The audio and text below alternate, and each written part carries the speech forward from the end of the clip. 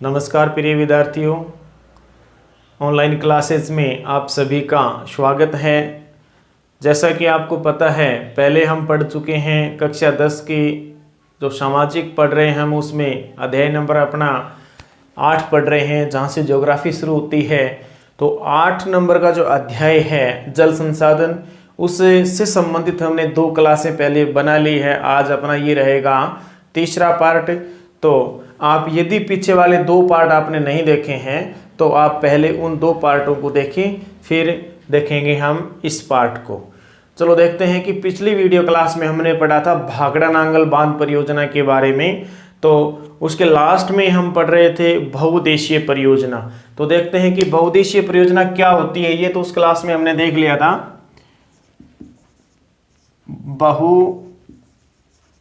बहुउद्देशीय परियोजना या जल परियोजना, बहुउद्देशीय परियोजना पढ़ रहे हैं। बहुउद्देशीय परियोजना का मतलब होता है कि ऐसी परियोजना जिसके निर्माण से अनेक उद्देश्यों की पूर्ति होती है, तो बहुउद्देशीय परियोजना कहलाती है। जैसे बहुउद्देशीय जल परियोजना, या फिर आप कह सकते हैं जो पेट्रोलियम शोधनशालाएं होती है, तेल शोधनशालाएं होती है, वो भी एक प्रकार से बहुउद्देशीय परियोजना होती है, क्योंकि उसमें भी कई उद्देश्यों की पूर्ति होती है। चलो देखते हैं यहाँ। तो बहुउद्देशीय परियोजना होती क्या है? बहुउद्देशीय परियोजना देखते हैं। जैसे कि कोई भी नदी है और उस नदी में जो जल की मात्रा होती है, वो जल है नदी द्वारा बहकर किसी सागर या महासागर में चला जाता है और खारे पानी में विलीन हो जाता है। तो इस प्रकार हम कह सकते हैं कि ये जल प्रबंधन सही नहीं है। ये जो मीठा जल या ताज़ा जल जो बरसात के माध्यम से, वर्षा के माध्यम से हमें मिला था, वो सागर में जाकर व्यर्थ हो जाता है। तो इस जल का जल प्रबंधन करने के लिए क्या करते हैं, या फिर ये कह सकते हैं कि ये जो नदियाँ होती है अपने मार्ग परिवर्तन करती है, काफ़ी अपरदन करती है, जिससे निचले क्षेत्रों में पानी भर जाता है, जिसे हम बाढ़ कहते हैं। तो बाढ़ की स्थिति भी पैदा करती है। तो इनको रोकने के लिए क्या करते हैं, सरकार द्वारा बांध बनाए जाते हैं, यानी कि इन नदियों के ऊपर इस प्रकार से बांध बना दिए जाते हैं। सीमेंट, कंकड़, पत्थर, ईंटें, लोहा, सरिया, काफ़ी मजबूत, काफ़ी लंबी चौड़ी दीवार बना दी जाती है, जिसके ऊपर 2 या 3 सड़कें भी निकाली जा सकती है। इतना मोटा बंधा लगाते हैं सामने, और यहाँ इसके गेट रखते हैं। आवश्यकता के अनुसार इस गेट के माध्यम से पानी को आगे छोड़ा भी जाता है। तो इस बांध के पीछे, इस अवरोधक के पीछे क्या होता है, जो जल भराव होता है, ये जल भराव होता है। तो ये जो जल है, ये आगे आने वाले समय में, यानी कि जब पानी की कमी हो जाती है, जब वर्षा ऋतु नहीं होता, उस समय ये जल है वो काम में लिया जाता है। तो इस परियोजना को हम कहते हैं बांध परियोजना, यानी कि ये एक प्रकार से बांध बन गया है। नदी के ऊपर बांध इस प्रकार से बनते हैं। तो ये जो बांध परियोजनाएं होती है, इनसे बहुत सारे उद्देश्यों की पूर्ति होती है। तो एक नदी है, एक बांध बना है, लेकिन इस एक नदी पर बने एक बांध से केवल ये एक ही उद्देश्य नहीं है कि पानी काम में ले लेंगे बाद में, या फिर एक उद्देश्य ये नहीं है कि बाढ़ पर नियंत्रण हो गया। अनेक उद्देश्यों की पूर्ति होती है। इसीलिए इस बांधों को बांध परियोजना के या बहुउद्देशीय परियोजना के नाम से जाना जाता है। तो यानी कि इससे कौन कौन सी उद्देश्य पूर्ति होगी, चलो देखते हैं। पहला, जैसे कि पहले इस क्षेत्र में ये नदी आगे जाकर क्या होती थी, इस प्रकार अपने मार्ग परिवर्तन कर लेती थी और आसपास के गांवों के जो नीचे क्षेत्र में बसे उनको डुबो देती थी, यानी कि बाढ़ की स्थिति पैदा हो जाती थी। तो अब क्या किया, इस प्रकार बांध बना दिया, तो ये पानी है इतना नहीं जा पाएगा आगे, तो बाढ़ पर नियंत्रण हो जाएगा। एक इसका उद्देश्य पूर्ण हो जाएगा, बाढ़ पर नियंत्रण। तो इधर हम उद्देश्य लिख लेते हैं, कौन कौन से उद्देश्यों की पूर्ति होती है बहुउद्देशीय नदी घाटी परियोजना से। तो पहला जो उद्देश्य है वो अपना हो गया बाढ़ नियंत्रण। बाढ़ नियंत्रण हो गया। दूसरा उद्देश्य देखते हैं दोस्तों यहाँ, कि जब ये गेट रखे होते हैं और इन गेट से पानी छोड़ते हैं, तो ये पानी जब नीचे गिरता है काफ़ी स्पीड से, तो इनके नीचे टरबाइन लगाए होते हैं और उन टरबाइनों पर ये पानी गिरता है, टरबाइन घूमते हैं, जिससे कि विद्युत का निर्माण होता है। तो आप लिख सकते हैं जल विद्युत निर्माण। जल विद्युत निर्माण, जल विद्युत निर्माण होता है दूसरा उद्देश्य। तीसरा उद्देश्य देखते हैं कि यहाँ जब वर्षा नहीं होती है, पानी का संकट होता है, जिन क्षेत्रों में मान लीजिए इस क्षेत्र में पानी की कमी है, सिंचाई के पानी की कमी है, यानी कि खेतों में या फसलों को सिंचित कैसे करें, कमी होने पर इन बांधों से इन क्षेत्रों के अंदर नहर भेजी जाती है, नहर के द्वारा पानी उन क्षेत्रों तक पहुंचा दिया जाता है जहां जल की आवश्यकता होती है। तो कहने का मतलब है सिंचाई की सुविधा हो जाएगी, मिल जाएगी इनकी। तो यहाँ एक तीसरा उद्देश्य पूर्ण हो जाता है, सिंचाई जलापूर्ति कह सकते हैं आप, सिंचाई के लिए जल की आपूर्ति होती है।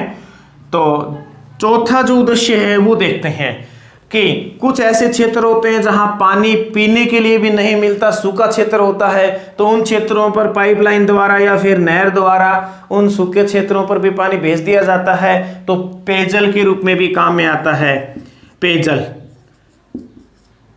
पेयजल आपूर्ति कहने का मतलब पीने योग्य जो जल होता है वो भी यहीं से साफ फिल्टर करके भेजा जाता है किसी शहरों को। जैसे अपना जो जयपुर है, जयपुर को बनास नदी पर बना हुआ जो बिशलपुर बांध है, वहाँ से जल परियोजना, कहने का मतलब वहाँ से जल प्राप्ति होती है पूरे जयपुर शहर को। तो आप कह सकते हैं कि पेयजल की आपूर्ति भी यहाँ होती है, या इस जल बांध परियोजना से एक उद्देश्य जो पूर्ण होता है वो पेयजल आपूर्ति का भी है। अगला देखते हैं कि बांध बना दिया तो यहाँ आप क्या कर सकते हैं, मछली उत्पादन कर सकते हैं। इस बांध के अंदर मछलियाँ छोड़ दी जाती है तो वो बढ़ती रहती है, और यहाँ आप कह सकते हैं मत्स्य उत्पादन या मछली उत्पादन, मत्स्य उत्पादन कर सकते हैं, मत्स्य उत्पादन बढ़ता है यहाँ पर। अगला पॉइंट देखते हैं दोस्तों, यहाँ पर्यटक लोग इन बांधों को देखने के लिए आते हैं, क्योंकि इन बांधों को प्रधानमंत्री जवाहरलाल नेहरू ने क्या कहा, इनको आधुनिक भारत के मंदिर भी कहा या पर्यटक क्षेत्र भी कहा। आधुनिक भारत के मंदिर या पर्यटक क्षेत्र है, तीर्थ स्थल के नाम भी दिया इनको। तो इस प्रकार से यहाँ क्या है, पर्यटन को बढ़ावा मिलता है, पर्यटन को बढ़ावा मिलता है, पर्यटन क्षेत्र बन जाते हैं ये, पर्यटक लोग आते हैं यहाँ देखने के लिए। चलो अगला देखते हैं कि यहाँ नौकायन, यानी कि ये बहुत बड़ा तालाब सा हो जाता है, झील हो जाती है बहुत बड़ी, तो इसके अंदर क्या किया जाता है, नौकायन भी किया जाता है। नौकायन की सुविधा, नौकायन की सुविधा भी यहाँ मिलती है। इसके अलावा आप देख सकते हैं विद्युत निर्माण आ गया, पेयजल आ गया, सिंचाई के लिए आ गया, औद्योगिक जल की पूर्ति, यानी कि आसपास में जो उद्योग लगे हैं तो औद्योगिक उपयोग के लिए जल की पूर्ति, या आप लिख सकते हैं जलापूर्ति। आसपास के जो औद्योगिक क्षेत्र है उन औद्योगिक क्षेत्रों को इन बांधों से ही जल पहुंचाया जाता है, तो वहां भी प्राप्ति होती है। तो इस प्रकार टोटल 8 हमने जो उद्देश्य लिख लिए। इसके अलावा आप और भी लिख सकते हैं कि यहाँ जो आसपास का क्षेत्र होता है वहाँ वृक्षारोपण आप कर सकते हैं, यानी कि कृषि क्षेत्र को बढ़ावा मिलेगा। 9 लिख सकते हैं पशु, 9 आप लिख सकते हैं कि पशुपालन को बढ़ावा मिलता है, या पशुपालन में विकास होता है, विकास, कृषि क्षेत्र में भी विकास होता है। आप 10वां लिख सकते हैं, कृषि क्षेत्र में भी इसका विकास होता है। तो इस प्रकार हमने देखा कि बहुउद्देशीय परियोजना से कौन कौन से उद्देश्यों की पूर्ति होती है, वो ये उद्देश्य हैं और ये अपना बांध बना हुआ है। हाँ, बहुउद्देशीय परियोजनाओं के बाद अब हम देखते हैं कि दामोदर घाटी परियोजना के बारे में पढ़ेंगे। उससे पहले बताना चाहूँगा कि इससे पहले हम क्या पढ़ चुके हैं, भाखड़ा नांगल बांध परियोजना, भाखड़ा नांगल बांध परियोजना या परियोजना पढ़ चुके हैं इसके बारे में। यानी कि ये जो परियोजना है ये पंजाब, हरियाणा व राजस्थान की संयुक्त परियोजना है। की संयुक्त परियोजना है। ये शायद पहले वीडियो में देखा था या नहीं देखा था, एक बार इसको फिर से देख लें आप कि ये 3 राज्यों की, पंजाब, हरियाणा और राजस्थान की संयुक्त परियोजना है। चलो आगे देखते हैं। अब देखेंगे हम दामोदर घाटी परियोजना के बारे में। दामोदर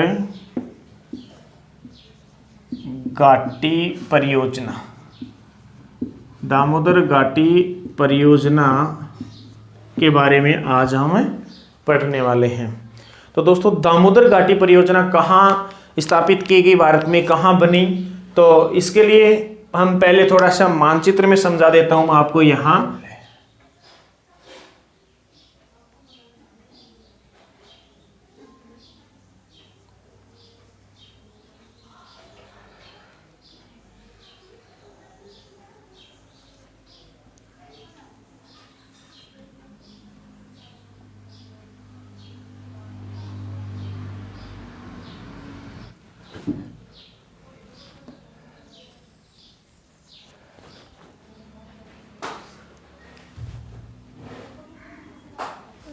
बस इतना ठीक है। हाँ, चलो ये भारत का मानचित्र जैसा भी अपना बना है, इसको देखते हैं कि यहाँ ये है नेपाल और ये है अपना भूटान, बीच में सिक्किम, लेकिन यहाँ उत्तर प्रदेश, यहाँ इसके नीचे ये उत्तर प्रदेश है, फिर यहाँ बिहार है और यहाँ झारखंड है, फिर पश्चिम बंगाल है ये वाला। तो पश्चिम बंगाल ऐसे करके यहाँ से यहाँ तक आता है, ये पश्चिम बंगाल है, इस प्रकार से आप कह सकते हैं। तो देखते हैं कि दामोदर घाटी बांध परियोजना आज कौन सी देखते हैं। दामोदर घाटी बांध परियोजना, दामोदर घाटी परियोजना आज हम देखते हैं। तो दोस्तों, दामोदर घाटी परियोजना वो कहाँ बनी है, इसका स्थान कहाँ है, कौन से राज्य में बनी है, तो आप कह सकते हैं कि ये पश्चिमी बंगाल, ये पश्चिमी बंगाल राज्य के अंदर बनी है, यहाँ विकसित की गई है। देखते हैं तो नदी कौन सी है, पश्चिम बंगाल में कौन सी नदी पर बनी है, तो आप कह सकते हैं इसके नाम से ही पता चलता है कि ये दामोदर नदी पर बनी हुई है, दामोदर नदी पर बनी हुई है। और कब बनी, ये कब बनी, तो दोस्तों इसकी जो शुरुआत है वो 1948 में बनी और यह कह सकते हैं कि स्वतंत्र भारत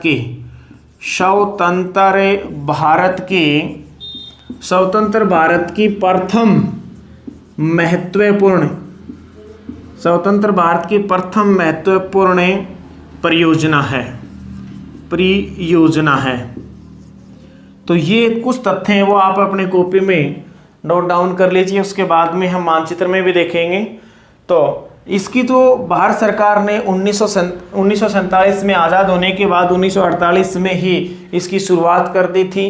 तो एक टॉपिक बनता है कि इसकी शुरुआत करने की जो प्रेरणा है वो कहाँ से मिली, यानी कि मैं बताऊंगा कि आपको कि संयुक्त राज्य अमेरिका में एक नदी है टेनेसी नदी, और उस टेनेसी नदी के ऊपर संयुक्त राज्य अमेरिका ने पहली बार बांध बनाया और उस बांध की सफलता के बाद भारत ही नहीं, विश्व के कई देशों ने, जो प्रमुख देश थे, जो आर्थिक दृष्टि से मजबूत समृद्ध देश थे, उन देशों ने अपने अपने देशों के अंदर नदी घाटियों के ऊपर या नदियों के ऊपर बांध बनाकर इस प्रकार की परियोजनाएं बनाना शुरू कर दिया था।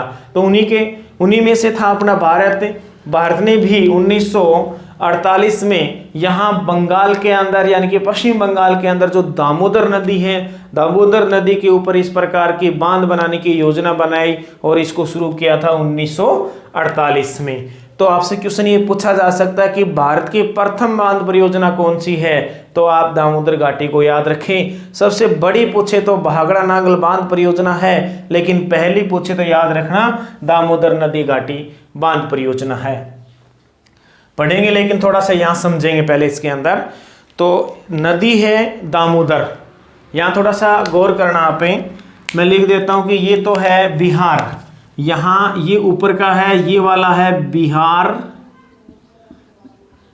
और बिहार के नीचे वाला ये राज्य है अपना झारखंड, और ये है अपना पश्चिमी बंगाल। आप एटलस के अंदर या मानचित्र के अंदर देखना कि पश्चिम बंगाल है इस प्रकार से यहाँ, यानी कि सिक्किम को भी छूता है, असम को भी छूता है, नेपाल भूटान को भी छूता है और बांग्लादेश को तो छूता है। तो पश्चिम बंगाल का मानचित्र थोड़ा ढंग से देखना। तो ये है पश्चिमी बंगाल। तो दोस्तों यहाँ यानी कि झारखंड, पश्चिम बंगाल, झारखंड या बिहार का कुछ एरिया है, इस एरिया को जाना जाता है छोटा नागपुर का पठार। इस एरिया को जाना जाता है छोटा नागपुर, छोटा नागपुर का पठार। किस नाम से जाना जाता है? छोटा नागपुर का पठार जाना जाता है। और इस छोटा नागपुर पठार के अंदर भारत के अत्यधिक खनिज पदार्थ भी मिलते हैं। तो यहाँ से देखते हैं कि छोटा नागपुर पठार से, छोटा नागपुर पठार में से ये नदी निकल कर है वो अपने झारखंड और पश्चिम बंगाल, बिहार थोड़ा ऐसा बिहार में, बिहार, झारखंड और पश्चिम बंगाल से होकर ये नदी है। पहले मैं एक नदी, अन्य नदी बनाता हूँ जिसको रेड कलर से दर्शाता हूँ, यानी कि यहाँ से एक नदी निकलती है उत्तराखंड से, और ये नदी इस प्रकार बहती हुई आगे जाके बंगाल की खाड़ी में गिरती है। इस नदी को हम जानते हैं गंगा नदी। तो गंगा नदी की एक शाखा तो है वो पश्चिमी बंगाल से होकर सीधी गिर जाती है अपने यहाँ बंगाल की खाड़ी में, बंगाल की खाड़ी। और एक शाखा है इसकी गंगा नदी की, ये सीधी चली जाती है बांग्लादेश में। ये बांग्लादेश है, यहाँ बांग्लादेश से होकर बंगाल की खाड़ी में गिरती है। एक शाखा इसके नीचे यानी कि पश्चिम बंगाल से होकर बंगाल की खाड़ी में गिरती है। तो ये गंगा नदी की जो शाखा जिसको हम बोलते हैं, एक शाखा जो गंगा नदी की, इसका नाम है हुगली नदी। हुगली नदी बोलते हैं इसको, जो कि पश्चिम बंगाल में बहती है। गंगा नदी की शाखा है। किसकी शाखा है? गंगा की एक शाखा है ये जो हुगली नदी है ये गंगा की एक शाखा है। तो अब देखेंगे इसमें थोड़ा सा कि बताया जाता है कि ये जो नदी है महानदी, जो दामोदर नदी, दामोदर नदी के बारे में सुना है कि दामोदर नदी यहाँ से निकलती है। दामोदर नदी यहाँ छोटा नागपुर के पठार से निकल कर ये इस प्रकार से इस नदी में मिल जाती है। कौन सी में? हुगली में। तो कह सकते हैं कि जो दामोदर नदी है, जो दामोदर नदी है, ये दामोदर नदी है हुगली की सहायक नदी है, सहायक नदी, ये हुगली की सहायक नदी है। तो देखते हैं कि दामोदर जो नदी है वो बिहार, झारखंड और पश्चिम बंगाल में बहती हुई बाद में मिल जाती है अपनी हुगली नदी में। तो ये भी देखा है कि ये जो नदी है ये दामोदर नदी, यहाँ लिख देता हूं मैं, आप अपनी कॉपी में कैसे कर लेना। दामोदर नदी बिहार और झारखंड, बिहार और झारखंड में, बिहार और झारखंड में 290 किलोमीटर बहने के बाद, फिर से देखिए, बिहार और झारखंड में 290 किलोमीटर व पश्चिमी बंगाल में 240 किलोमीटर। फिर से देखेंगे, बिहार और झारखंड में तो 290 किलोमीटर बहती है और ये बहती है फिर पश्चिम बंगाल में। पश्चिम बंगाल और बिहार, झारखंड में बहने के बाद ये मिल जाती है हुगली में। यहाँ से ये डायग्राम थोड़ा उपचुक हो सकता है, लेकिन ध्यान रखना इस प्रकार से इसका तथ्य है। जो कहने का मतलब, ये बिहार झारखंड में बहती है 290 किलोमीटर और फिर ये पश्चिम बंगाल में बहती है 240 किलोमीटर और उसके बाद में कहाँ मिलती है? ये हुगली नदी में मिल जाती है। और हुगली नदी के साथ ये फिर बंगाल की खाड़ी में अपना जल है वो विसर्जित करती है। लेकिन हम पढ़ रहे हैं बांध परियोजना के बारे में। तो इस नदी के ऊपर ये बांध बनाए गए हैं। तो इस नदी की कुछ अन्य सहायक नदियां भी हैं, आपने देखा होगा इनकी कुछ सहायक नदियां हैं, जैसे इस वीडियो के लास्ट में पढ़ेंगे। बराकर नदी है, बोकारो नदी है, कोनार नदी है, वो इनकी सहायक नदियां हैं। तो इनकी सहायक नदियों और इस दामोदर नदी के ऊपर कुल 8 बांध बनाए गए हैं और इस पूरी प्रोजेक्ट को हमें क्या कहते हैं, दामोदर घाटी परियोजना कहा जाता है। तो चलो देखते हैं दोस्तों, यहाँ जो बांध बना हुआ है दामोदर घाटी परियोजना के ऊपर टोटल 8 बांध बने हुए हैं, तो उसको हम देखेंगे आगे। पहले थोड़ा सा कुछ लिख लेते हैं, उसके बाद में बताता हूं कि इनकी कौन कौन सी सहायक नदियां हैं और कौन सी नदी पर कौन सा बांध बना हुआ है। चलो देखते हैं, थोड़ा रोक रहे हैं।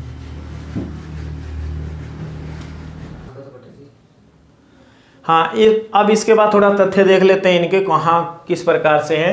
तो आप अपनी कॉपी में नोट डाउन कर लें। पहला कि दामोदर घाटी परियोजना की शुरुआत कब हुई, 1948 में।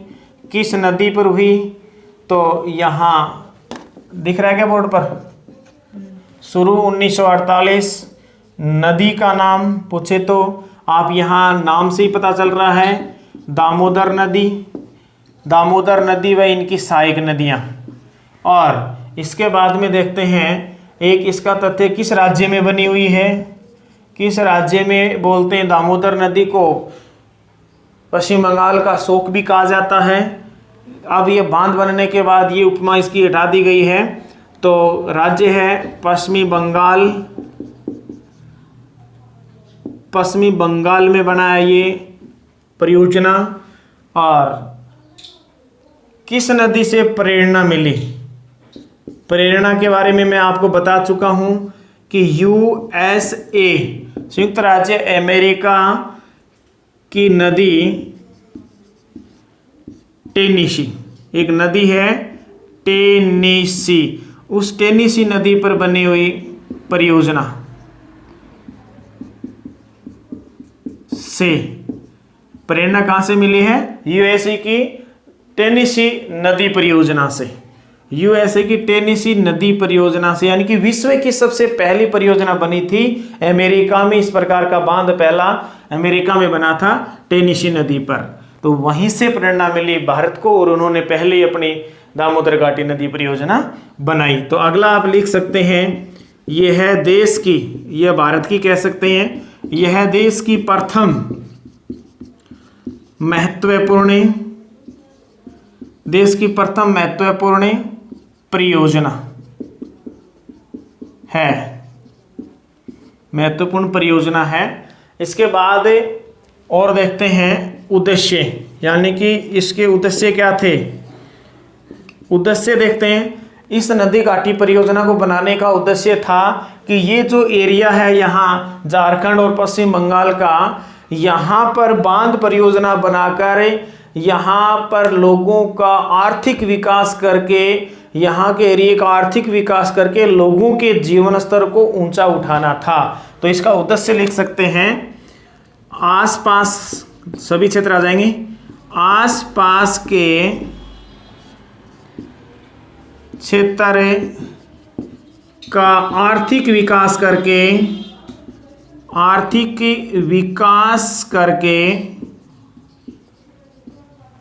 यहाँ निवास करने वाले, यहाँ निवास करने वाले लोगों, यहाँ निवास करने वाले लोगों के जीवन स्तर को, लोगों के जीवन स्तर को ऊंचा उठाना, ऊंचा उठाना, इसी का उद्देश्य है।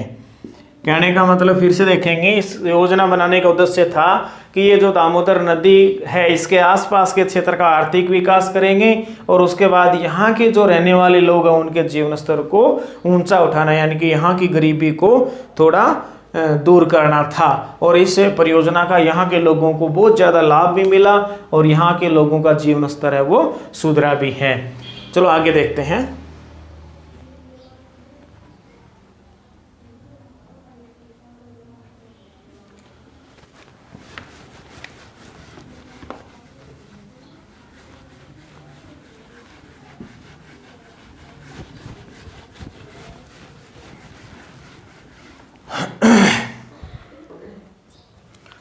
दामोदर नदी क्या है? दामोदर नदी, दामोदर नदी है, क्या कहलाती थी? पश्चिम बंगाल का शोक। दामोदर नदी जिसको कि पश्चिमी बंगाल का शोक कहा जाता था, या बंगाल का शोक। शोक का मतलब होता है यहाँ दुख। दुख क्यों था ये? इस नदी को दुख क्यों मानते थे बंगाल वाले? बंगाल का शोक क्यों माना गया? क्योंकि इस बंगाल के अंदर ये जो निचला क्षेत्र है, यहाँ नीचा क्षेत्र है, तो ऊपर से नदियां बह के आती और यहाँ निचले क्षेत्र में पानी भर देती और बाढ़ आ जाती, लोग बेघर हो जाते, तो दुख था।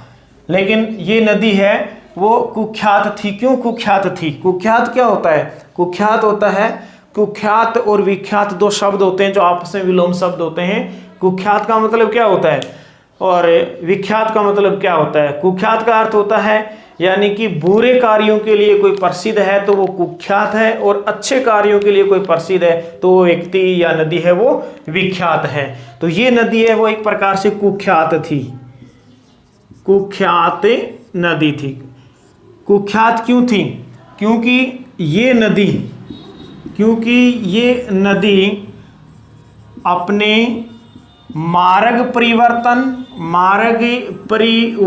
करने और अपर्दन के लिए, मार्ग परिवर्तन और अपर्दन के कारण ये मार्ग परिवर्तन करती जिससे बाढ़ आती, और अपर्दन का मतलब है ये अपने साथ बहुत ज़्यादा मिट्टी को कटाव करती जिसको अपर्दन कहते हैं। तो वहाँ के लोगों की बहुत बड़ी समस्या थी। तो ये नदी अपने मार्ग परिवर्तन और अपर्दन के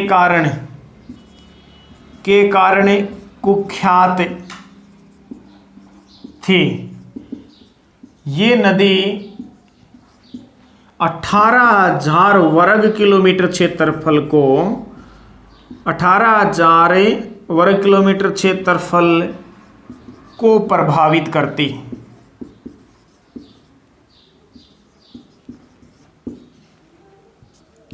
चलो देखते हैं। हाँ, वो हम बता चुके हैं कि ये नदी है, ये दामोदर नदी।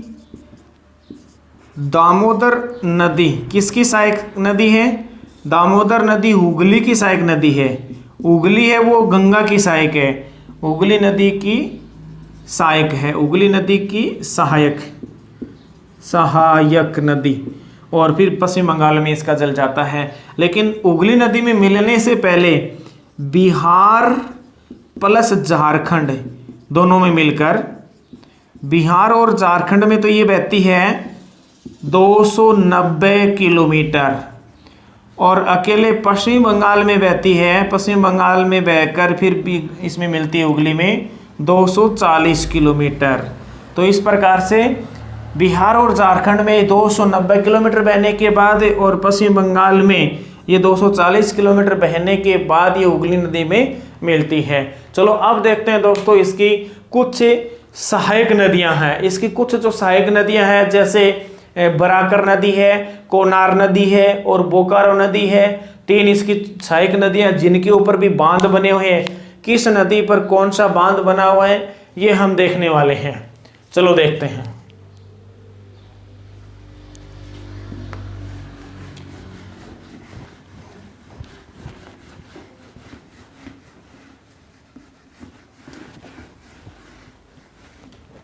अब देखते हैं, यहां देखते हैं दामोदर नदी की सहायक नदियां। दामोदर नदी की सहायक नदियां, दामोदर नदी की सहायक जो नदियां हैं उसमें दोस्तों ऐसे लिख लेते हैं, फिर दिक्कत नहीं आएगी अपने को। उनके ऊपर बने हुए बांध भी पड़ेंगे। तो एक है बराकर नदी और एक है बोकारो नदी और एक है कोनार नदी। तो एक खुद हो जाती है दामोदर। दिख रहा है क्या?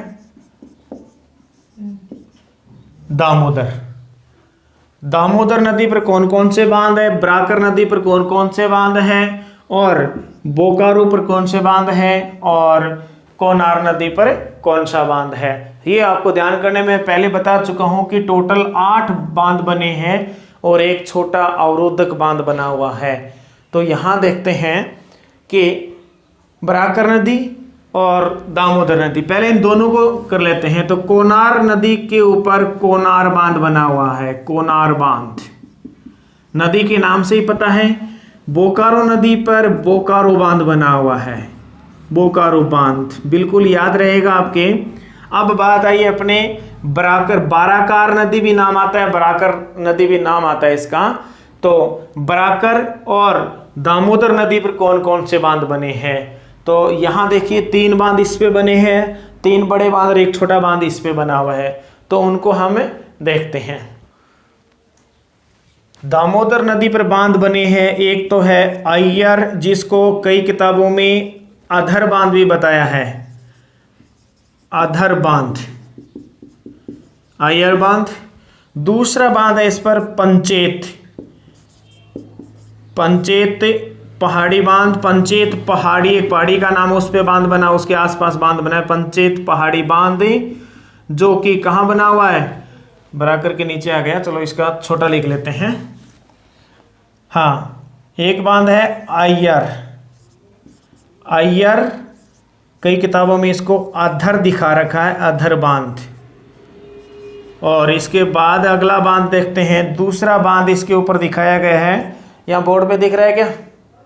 दूसरा जो बांध है पंचेत पहाड़ी बांध, पंचेत पहाड़ी बांध।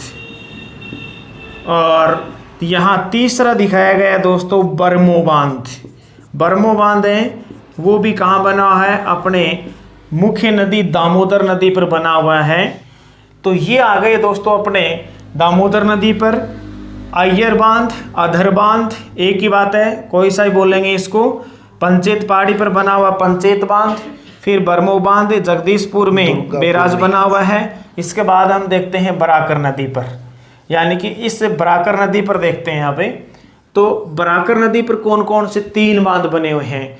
तो यहाँ देखते हैं दामोदर नदी पर मुख्य 3 बांध है, ये तो वो है बैराज है छोटा, तो 3 बड़े बांध इस पर, 3 बड़े बांध इस पे हैं, और 1 बांध इस नदी पे है, 1 इस पे है। तो इस प्रकार 8 टोटल बांध होंगे। चलो देखते हैं यहाँ पे बराकर नदी पर कौन कौन से 3 बांध हैं। हाँ, अब देखते हैं बराकर नदी के 3 बांध। तो इसमें एक है मेथान बांध, मेथान बांध जो कि बराकर नदी पे बना हुआ है दोस्तों। एक है तिलैया बांध, तिलैया बांध। और तीसरा है इसका बाल पहाड़ी बांध। यहाँ पंचेत पहाड़ी बांध था, यहाँ है बाल पहाड़ी बांध। तो इस प्रकार से ये 3 बांध है वो बराकर नदी पर बने हुए हैं, ये 3 बड़े बांध है वो दामोदर पर बने हैं, ये 3 है वो बराकर पे है, ये 1 बांध है बोकारो नदी पर, ये कोनार नदी पर। तो देखते हैं यहाँ टोटल 8 बड़े बांध हो गए हैं, और एक यहाँ ये छोटा बांध जिसको हम जगदीशपुर बैराज लिखा है। तो इस प्रकार 9 बांध बन गए हैं। आज की क्लास में इतना ही, आगे का देखेंगे अगली वीडियो क्लास में। तब तक जय हिंद, जय भारत।